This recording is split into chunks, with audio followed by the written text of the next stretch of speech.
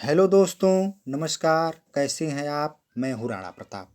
RRP online education channel में दोस्तों आप सभी का बहुत बहुत स्वागत है। दोस्तों, आज हम सर्वनाम नामक टॉपिक के बारे में अध्ययन करेंगे। हिंदी का दोस्तों यह एक बहुत ही महत्वपूर्ण टॉपिक है। तो दोस्तों आइए सर्वनाम के बारे में देखते हैं। सर्वनाम, अब देखते हैं सर्वनाम का शाब्दिक अर्थ। सर्वनाम, सर्वनाम क्या होता है? सर्व मतलब सभी, नाम मतलब नाम वाले शब्द, अर्थात सभी नाम वाले शब्द सर्वनाम कहलाते हैं। ठीक है दोस्तों, सर्व का मतलब होता है सभी, नाम का मतलब होता है नाम वाले शब्द। ठीक है दोस्तों, अर्थात जितने भी नाम वाले शब्द होते हैं वे सभी शब्द सर्वनाम कहलाते हैं। अब इसके शाब्दिक अर्थ, जो इसका शाब्दिक अर्थ सबका नाम होता है। इसका शाब्दिक अर्थ क्या होता है? सबका नाम। ये शब्द किसी एक व्यक्ति विशेष के द्वारा प्रयोग न होकर के सबके द्वारा प्रयोग में लाया जाता है। यह किसी एक का नाम न होकर के सबका नाम है। कौन दोस्तों? सर्वनाम जो होता है वह किसी एक का नाम नहीं होता है बल्कि सबका नाम होता है। जैसे कि उदाहरण से यह स्पष्ट हो जाएगा। जैसे कि हम या मैं, हम या मैं का प्रयोग सभी लोग या सभी व्यक्ति अपने लिए करते हैं। जैसे कि हमें कोई कार्य करना हो, करने के लिए कोई कहता है कि ये कार्य करना है, तो आप या मैं सभी लोग कहते हैं कि ठीक है, मैं या हम इस कार्य को कर लेंगे। तो इससे दोस्तों यह स्पष्ट होता है कि यह एक का नाम न होकर के सबका नाम है, अर्थात यह सर्वनाम है। ठीक है दोस्तों, समझ में आया? अब हम देखते हैं इसकी परिभाषा। अब इसकी क्या देखते हैं? परिभाषा। संज्ञा के स्थान पर प्रयोग होने वाले शब्दों को सर्वनाम कहते हैं। किसके स्थान पे? संज्ञा, जो संज्ञा होती है उसके स्थान पे प्रयोग होने वाले शब्दों को सर्वनाम कहा जाता है। जैसे मैं, तुम, हम, वे, आप, वह, यह, कुछ, कौन, क्या, ये आदि जो शब्द होते हैं ये सभी शब्द सर्वनाम कहलाते हैं। अब देखते हैं दोस्तों हिंदी में सर्वनाम। किसमें? हिंदी में सर्वनाम।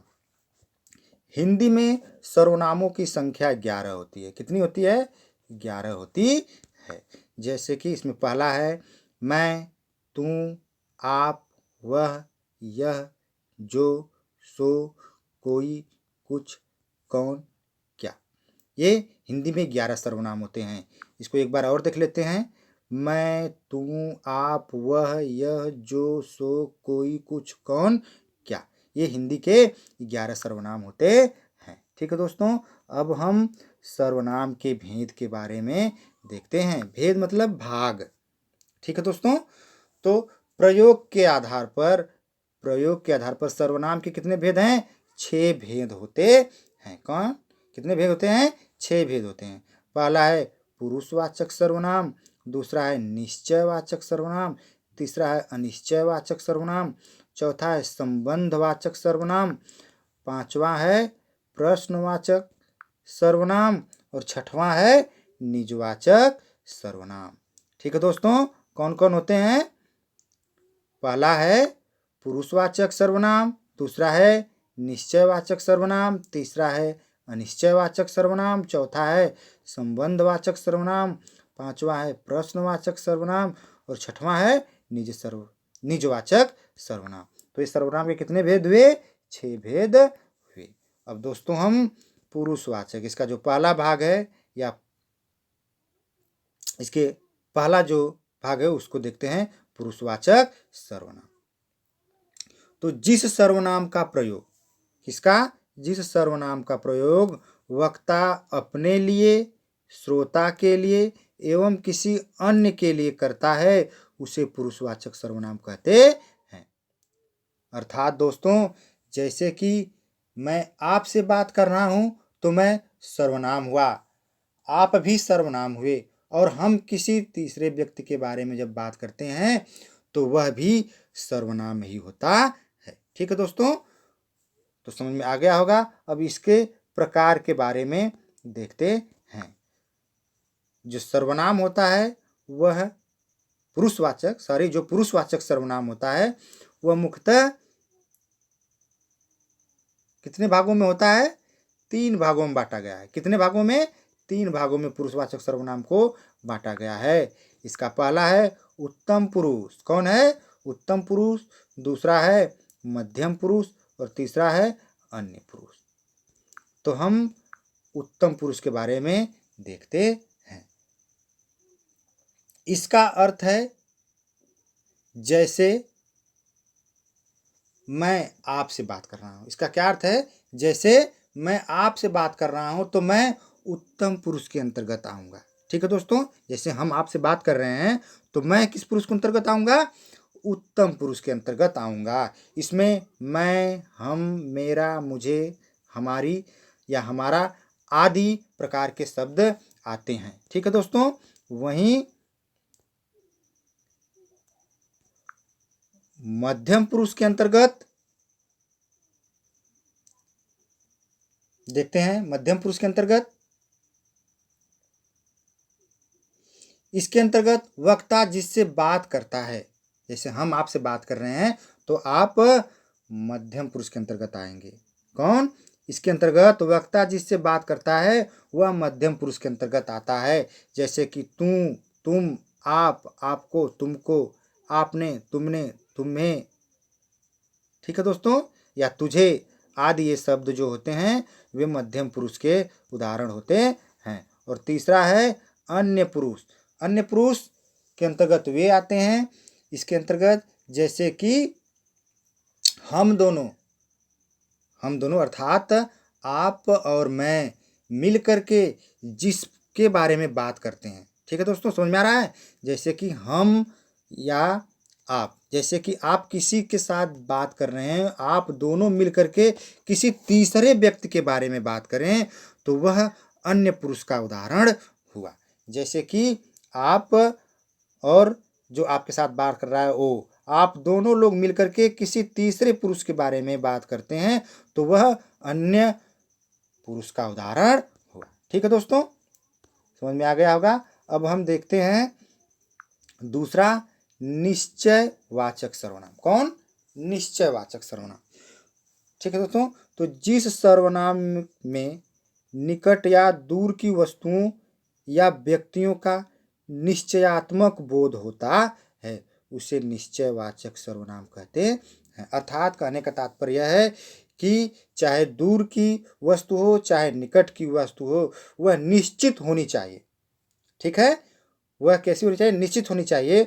उसे ही निश्चयवाचक सर्वनाम के अंतर्गत रखा जाता है। ठीक है दोस्तों, इसकी पहचान जो है इसको थोड़ा सा देख लेते हैं। इसमें यह, वह, ये, वे आदि शब्दों को रखा जाता है। जैसे कि यह मेरी पुस्तक है। यहाँ पे यह निश्चय हो रहा है कि यह किसकी पुस्तक है? हमारी पुस्तक है। तो यह निश्चयवाचक सर्वनाम का उदाहरण हुआ। ये दोस्तों गलत लग रहा है, इसलिए थोड़ा सस्पेंस लग रहा है, इसलिए इसको मैं काट दे रहा हूँ। अब दूसरा है यह राम है वह श्याम है। यहाँ पर भी यह स्पष्ट हो रहा है कि यह राम है और वह श्याम है। दोनों स्पष्ट हो रहा है कि यह कौन है? राम है और वह श्याम है। इसलिए यह कौन सा सर्वनाम हुआ? निश्चयवाचक सर्वनाम हुआ। और दोस्तों यहाँ पे ये मेरी कॉपी है। यहाँ पर भी यह स्पष्ट हो रहा है कि यह किसकी कॉपी है? हमारी कॉपी है, मेरी कॉपी है। तो इसलिए यह भी निश्चयवाचक सर्वनाम हुआ। इसके अलावा दोस्तों इसके बहुत से उदाहरण हैं, इसमें एक दो मैं और बता रहा हूं। ये तुम्हारे आदमी हैं। जैसे कि ये तुम्हारे आदमी हैं तो यहाँ पर भी स्पष्ट हो रहा है। वह श्याम है, यह भी स्पष्ट हो रहा है। तो दोस्तों इस तरह से ये निश्चयवाचक सर्वनाम के उदाहरण थे। अब हम देखते हैं तीसरा। कौन? तीसरा अनिश्चयवाचक सर्वनाम। किसको देखते हैं? अनिश्चयवाचक सर्वनाम। तो जिस सर्वनाम में किसी निश्चित वस्तु का बोध न हो, जिस सर्वनाम में किसी निश्चित वस्तु का ज्ञान न हो उसे अनिश्चित वाचक सर्वनाम कहते हैं या अनिश्चयवाचक सर्वनाम कहा जाता है। ठीक है, इसमें कोई निश्चित न हो कि यह कौन सी वस्तु है, तभी उसको अनिश्चयवाचक सर्वनाम के अंतर्गत रखा जाएगा। ठीक है दोस्तों, इसकी पहचान को देखते हैं। अनिश्चयवाचक सर्वनाम की पहचान को देखते हैं। इसकी पहचान है कोई, कुछ, किसी, इसमें ये आदि शब्द आते हैं। कौन कौन से शब्द? कोई, कुछ, किसी आदि शब्द इसके अंतर्गत आते हैं। जैसे कि आप उदाहरण से स्पष्ट हो रहा है, कोई पढ़ रहा है। कोई क्या कर रहा है? पढ़ रहा है। यहाँ पे निश्चित नहीं हो रहा है कि कौन पढ़ रहा है, इसलिए अनिश्चयवाचक सर्वनाम का उदाहरण हुआ।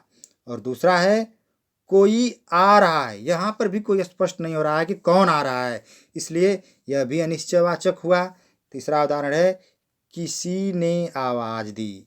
किसने आवाज दी यह भी पता नहीं है, इसलिए यह भी अनिश्चयवाचक है। अगला है किसकी किताब है। यह भी स्पष्ट नहीं किसकी किताब है, इसलिए यह भी अनिश्चयवाचक सर्वनाम का उदाहरण है। और अगला है वह कुछ फल खा रहा है। कितने फल खा रहा है यह भी पता नहीं है, कुछ फल खा रहा है, तो यह इसलिए ये भी अनिश्चयवाचक सर्वनाम के उदाहरण हुए। ठीक है दोस्तों, अब हम देखते हैं अगला संबंधवाचक सर्वनाम। किसको देखते हैं? संबंधवाचक सर्वनाम। ठीक है दोस्तों, तो जिस सर्वनाम से वाक्य में किसी दूसरे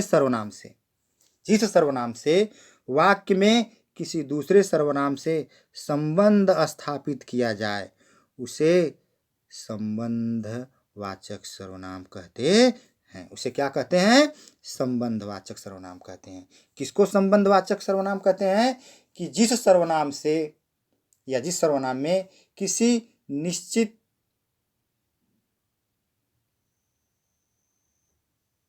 जिस सर्वनाम से किसी दूसरे सर्वनाम से संबंध को स्थापित किया जाए, संबंध को बताया जाए, उसे संबंधवाचक सर्वनाम कहा जाता है।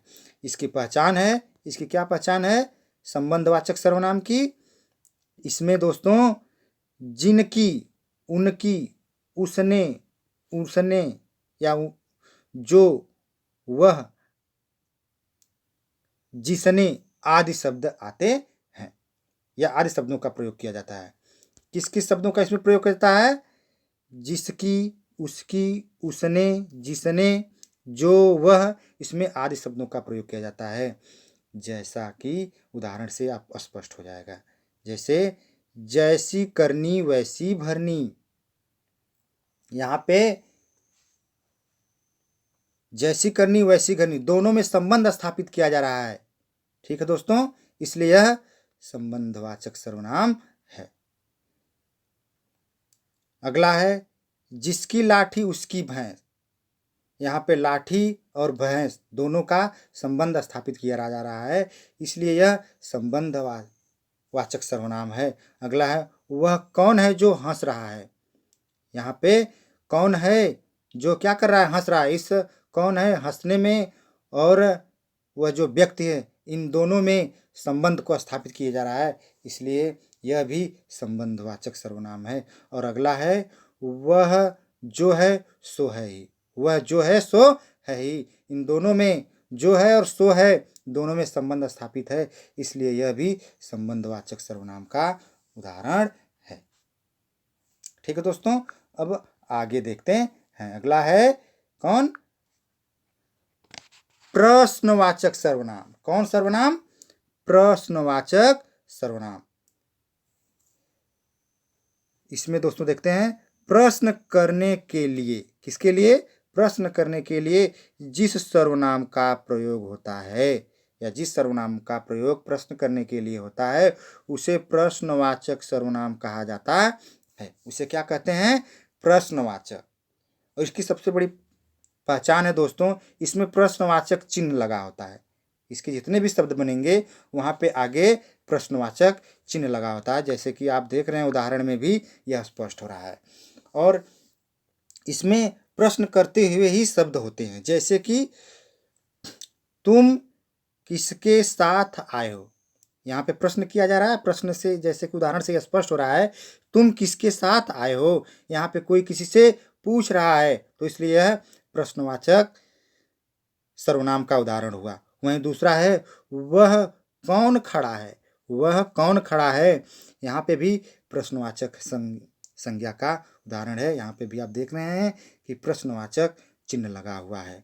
ठीक है दोस्तों, अगला है तुम कहाँ से आए हो। यह भी जैसा कि स्पष्ट हो रहा है, प्रश्न कर रहा है कि तुम कहाँ से आए हो, तो इसलिए यह भी प्रश्नवाचक है। और अगला है वह कौन जा रहा है, यह भी स्पष्ट नहीं हो रहा है, यहाँ पे भी प्रश्न किया जा रहा है कि वह कौन जा रहा है, इसलिए यह भी प्रश्नवाचक सर्वनाम है। और अगला है तुमने क्या खाया है, यह भी आपका प्रश्नवाचक है, क्योंकि स्पष्ट नहीं है, किसी से प्रश्न किया जा रहा है कि तुमने क्या खाया है। और दोस्तों इसमें बहुत से उदाहरण हैं। तुम क्या पढ़ रहे हो, तुम क्या कर रहे हो या तुम क्या कर रहे हो।